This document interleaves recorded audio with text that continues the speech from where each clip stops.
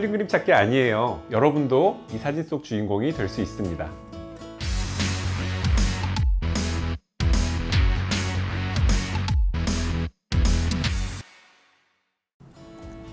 안녕하세요. 누구보다 가깝고 솔직하게 성형외과 전문의 원창훈 원장입니다.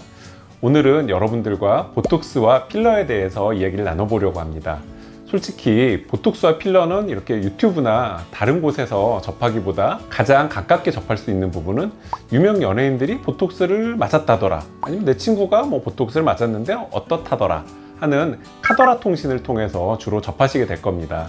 지금 현재 시기에 보톡스와 필러를 찾으시는 많은 아버지, 어머니 세대들은 일부 부작용이 많았던 과거의 시대만을 기억해서 절대 하면 안 된다, 매우 위험하다라는 등의 그 부정적 시선으로만 바라보시는 분들이 솔직히 조금은 있으신 것 같습니다. 여러 가지 보톡스와 필러에 대한 오해가 있으신 것 같아서 오늘은 도대체 보톡스와 필러가 무엇인지 제가 간단히 설명드리는 시간 가져보도록 하겠습니다. 인터넷에 보톡스와 필러에 대한 내용이 정말 넘쳐납니다. 유튜브에 보톡스만 쳐도 굉장히 많은 영상들이 수도 없이 뜨는데요. 솔직히 병원에 오셔서 보톡스에 관해서 가장 많이 하시는 질문은 이제 두 가지가 있으세요. 첫 번째, 얼마인가요? 어디 건가요? 수입인가요? 국산인가요? 크게 두 가지로 나누는 것 같습니다. 우리가 흔히 알고 있는 보톡스는 보툴리눔 톡신이라는 성분으로 만든 엘러간사에서 나온 그 제품명이고요. 그러니까 약 이름이 보톡스라는 약이에요. 펜잘, 게보린, 타이레놀 하듯이 보툴리눔 톡신이라는 성분으로 만든 약 이름이 보톡스라는 약이고요. 일회용 밴드의 대명사가 데일밴드듯이 이 녀석도 보툴리눔 톡신으로 만든 제품들 중에서 가장 유명한 녀석이 되겠습니다. 이 외에도 보툴렉스, 제오민, 디스포트, 코어톡스 등등 수많은 제품이 있고요. 성분은 모두 대동소이합니다. 보툴리눔 톡신에 대해서 잠깐 설명을 드리면은 신경 전달 물질을 차단을 해서 근육을 마비시켜 버리는 약입니다. 그래서 이 보톡스를 이마나 미간이나 눈가 같은 부분에 맞게 되면은 그 부분의 근육이 마비돼서 안 움직이게 되기 때문에 주름이 안 생기는 것이고, 턱이나 이렇게 승모근, 종아리 부위에 맞으면은 근육이 마비되면서 기능이 떨어지니까 근육이 위축돼서 크기가 줄기 때문에 갸름하게 보이게 됩니다. 뼈가 부러져서 기부스를 해보신 분들은 아실 거예요. 이렇게 기부스를 했다가 풀면은 그 부위가 굉장히 가늘어져 있는데 그것과 같은 원리입니다. 그럼 도대체 어느 제품이 효과가 좋고 내성이 덜 생길까요? 그동안 임상에서 제가 느낀 바로는 사실 똑같다입니다.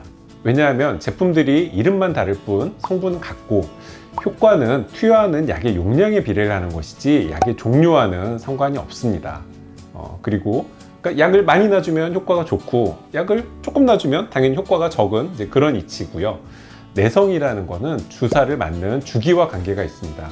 자주 맞을수록 특히 보톡스는 몸에서 내성이 생기기 때문에 보톡스를 너무 자주 맞으시면 내성이 빨리 생기고요. 그래서 보톡스는 최소 6개월 정도 간격을 유지를 해서 맞아야 내성이 안 생깁니다. 다시 말하면 자주 맞을수록 내성이 빨리 생긴다는 말입니다. 그리고 많은 분들이 잘못 알고 계신 것 중에 하나가 맞는 부위가 다르면 꼭 6개월 안 됐어도 상관없지 않느냐, 나 지난달에 이마 맞았는데 이번 달에 눈가 맞아도 되지 않느냐, 이제 이런 질문들을 많이 하시는데요. 보톡스라는 약은 어느 부위든지 한번 맞았으면 다른 부위에 맞더라도 최소 6개월의 시간을 갖고 그 이후에 맞는 것이 좋습니다. 내 몸에서는 보톡스가 들어왔네? 이렇게 인지를 하기 때문에 맞는 부위가 다르다고 해서 자주 맞으시면 내성이 생겨서 약이 더 이상 효과를 나타나지 않게 됩니다. 근데 제가 약들이 다 거의 성분이 같고 똑같다고 말씀을 드렸는데 병원에 가면 수입이 효과도 더 좋고 내성도 더 적게 생긴다면서 수입을 많이 권합니다. 성분이 같은데 왜 그럴까요? 답은 간단합니다. 수입이 국산보다 비싸기 때문입니다. 비싼 걸 팔아야 많이 남죠. 앞으로 병원 가셨는데 병원에서 수입을 권한다 하면은 국산 맞는다고 불안해하지 마시고 국산 맞으셔도 같은 용량이 들어갔다면 효과는 대동소이합니다. 이제 또 하나 질문이 남았죠. 얼마예요? 라는 답변을 드리도록 하겠습니다. 보톡스는 기본적으로 가루 형태로 되어 있어서 여기에 식염수를 섞어서 녹인 다음에 주사기로 뽑아서 주사를 놓습니다. 그런데 환자분들은 주사로 놓기 때문에 이 약이 원래 액상으로 나오는 줄 압니다. 가루로 되어 있는 약에 식염수를 많이 섞으면 양은 많이 늘어나고 농도는 많이 떨어지겠죠. 식염수를 많이 섞으면 양을 많이 늘릴 수가 있으니까 한 병 가지고 많은 사람에게 주사를 놓을 수가 있고 얼마든지 싸게 놓을 수 있습니다. 병원에 오시면 선생님 저 전 병원에서는 뭐 이쪽 턱에는 1cc 맞았고 이쪽 턱에는 뭐 1.2cc 맞았어요 라고 말씀하시는 분들을 이제 종종 볼 수가 있는데요. 내가 몇 cc를 맞았는지는 전혀 중요하지가 않고요. 몇 단위 맞았는지가 더 중요합니다. 무게는 그램, 길이는 미터 이런 이제 단위가 있죠. 보톡스는 인터내셔널 유닛이라고 그래서 이렇게 단위로 표시를 하는데 병원에 가셔서 선생님 저 몇 단위 맞나요? 아니면 몇 단위 맞았나요? 라고 물어보시면 그게 더 정확하게 되겠습니다. 그리고 한 병을 개봉하면 그 한 병을 또 다 맞는 거 아니냐 이렇게 물어보시는 분들도 많은데 그렇지가 않습니다.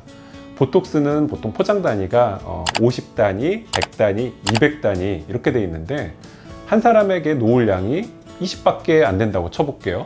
200단위짜리를 개봉을 했는데 환자가 왔는데 이 사람은 20만 필요한 사람이야. 그렇다고 이 사람한테 200을 다 놓을 수는 없거든요. 고객은 그 20에 대한 비용을 지불하는 것이지 한 병에 대한 비용을 다 지불하는 게 아닙니다. 그래서 방금 말씀드렸던 내용을 꼭 체크해 주셨으면 좋겠습니다. 보톡스와 필러를 혼동하시는 분들이 많으신데 굉장히 서로 다른 약입니다. 보톡스는 근육을 마비시키는 약이고 필러는 부족한 부분을 채워서 볼륨감 있게 만들어주는 재료입니다. 보톡스 맞고 이렇게 빵빵해졌다고 말씀하시는 분들이 간혹 계시는데요. 필러를 보톡스로 잘못 알고 계신 겁니다. 필러는 크게 녹는 필러와 안 녹는 필러가 있습니다. 녹는 필러는 대표적으로 히알루론산 필러가 있는데요. 보통 1년 정도 지나면 체내에서 흡수가 돼서 녹아서 전부 없어집니다. 요즘 유튜브를 보면 안 녹고 몸속에 남아서 돌아다닌다, 뼈를 부식시킨다 등등 필러에 대한 괴담들이 굉장히 많은데요. 히알루론산이라는 물질은 원래 체내에 존재하는 성분인데 굉장히 흡수가 빠르기 때문에 오랫동안 유지되도록 화학적으로 합성을 해서 만든 게 바로 필러입니다. 히알루론산 필러는 시간이 지나면 전부 녹아서 없어지기 때문에 혹시 내 몸에 남아서 나쁜 작용을 일으키지 않을까 하는 그런 불안감을 가지지 않으셔도 되겠습니다. 녹는 필러라도 부작용은 있기 마련인데 피부 표면에 너무 가깝게 주사할 경우에는 울퉁불퉁해질 수가 있고요. 운이 나쁘게 필러가 혈관을 막는 경우에는 피부 괴사가 일어날 수도 있기 때문에 주사 후에 경과 관찰이 꼭 필요하고요. 시술 전에 충분히 상담 후에 주의사항을 숙지해야겠습니다. 녹는 필러가 있으면 반대로 안 녹는 필러도 있겠죠? 안 녹는 필러는 흡수되지 않고 지속적으로 볼륨을 채워줄 수 있는 장점이 있지만 만약에 문제가 생기거나 모양이 마음에 들지 않을 때 제거가 힘든 단점이 있습니다. 녹지 않는 필러이기 때문에 말 그대로 녹이는 약도 없습니다.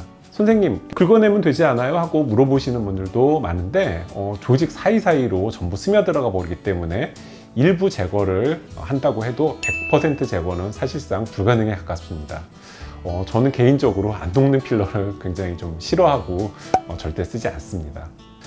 또 한 가지가 있습니다. 요즘 새로 나온 콜라겐 필러라는 게 있는데요. 대표적으로 엘란세, 스컬트라 그런 제품들이 있고요. 시간이 지나면 흡수가 되기는 하지만 히알루론산 필러보다는 유지 기간이 긴 장점이 있습니다. 단점으로는 얼만큼의 볼륨이 생겨날지 좀 예측이 어렵고요. 경험이 많지 않은 의사에게 시술하면 알맹이가 져서 이렇게 시술 받은 부위가 좀 뭉쳐져서 이렇게 동글동글하게 만져질 수가 있습니다. 참고로 제가 아는 성형외과 전문의 선생님들 중에는 콜라겐 필러를 시술하는 선생님을 저는 본 적이 없습니다. 성형외과 의사들은 대부분 지방이식이나 히알루론산 필러를 많이 사용합니다. 마지막으로 이 질문도 또 되게 많이 받는 질문인데요. 필러나 보톡스를 얼굴에 맞으면 이렇게 막 흘러내리지 않느냐, 여기 있던 게 이렇게 흐르지 않느냐, 그런 질문 많이 받습니다.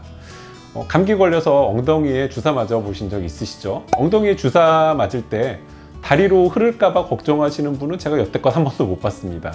근데 다들 얼굴에 뭐를 맞으면 흘러내릴까봐 이렇게 걱정들을 많이 하시는데요. 필러나 보톡스를 맞은 후에 세게 문지르면 주변으로 퍼지거나 확산이 될 수는 있지만 줄줄 흘러내리거나 여기 있다가 저기 있다가 이리 갔다가 이렇게 옮겨 다니는 일은 없기 때문에 수술 후 이틀 정도만 세게 문지르지 않으시면 됩니다.